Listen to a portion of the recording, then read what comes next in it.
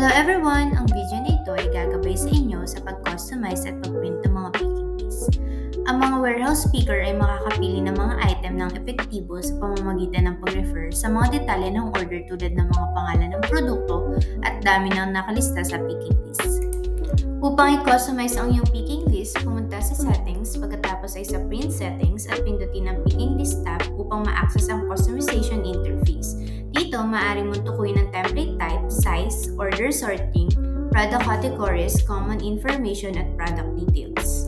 Para sa pag-print ng picking list, pumunta sa in-process order list. Sa loob ng order processing, piliin ang order at piliin ang bulk print. Pagkatapos, i-print ang picking list. Magkakaroon ng pop-up para sa markas printed, isara ang window na ito at ito ay mamamarkahan bilang na-print na. Isang icon na lalabas sa kanang bahagi upang i-filter ang mga order na hindi pa na-i-print. Gamitin ang print status, i-filter sa itaas at piliin ang unprinted pick list.